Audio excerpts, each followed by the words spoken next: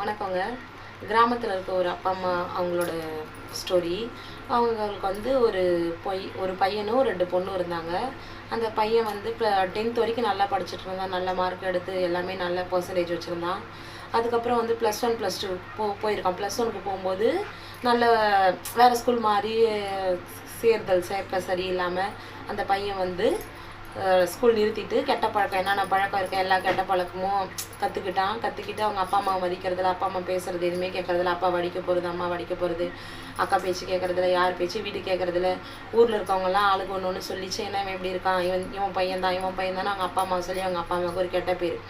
அவங்களும் வந்து எது சொல்லி இப்படியே சொல்லி எங்கெங்கே இதில் போய் அந்த எப்படி க்யூர் பண்ணுவாங்கள்ல ஒரு அந்த இதில் போய் சேர்த்து விட்ருக்காங்க. அங்கேருந்து திரும்பி தப்பிச்சு ஓடியாந்துட்டான்.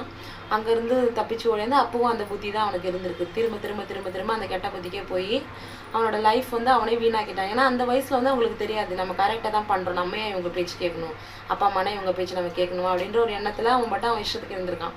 கொஞ்சம் வருஷம் கழித்து பொண்ணுங்கள்லாம் நல்லா படித்து நல்ல நிலைமையில இருக்காங்க. பொண்ணுக்கு அந்த அக்கா வந்து பாப்பாவுக்கும் நல்லா கூடிய கல்யாணம் பண்ணிட்டாங்க. அக்காவுக்கும் கல்யாணம் ஆகிடுச்சு. எல்லாமே நல்லா இருக்கிறாங்க. அவனுக்கு வந்துட்டு அவனோட லைஃப் வந்து அவனே வந்து மண்ணை வாரி தலையில் போட்டுக்கிட்டான். அவனோட லைஃப் வந்து அவனோட படிப்பு போயிடுச்சு, அவனோட சொந்த பந்தம் போயிடுச்சு, ஊரில் இருந்து அவனுக்கு மரியாதை போயிடுச்சு, எல்லாமே போயிடுச்சு. அவனுக்கு கூட இருக்கிறது என்னது, அவனோட கெட்ட பழக்கம் மட்டும்தான். அந்த கெட்ட பழக்கத்துக்கு அடிமையாகி அவன் வாழ்க்கையை அவன் வீணாக்கிட்டான். நீங்களும் அப்படி இருக்காதீங்க. அப்பா அம்மா சொல்கிறது, அப்பா அம்மா பேச்சு கேட்டு இருங்க. என்னோடய சேனல் சப்ஸ்கிரைப் பண்ணிக்கோங்க.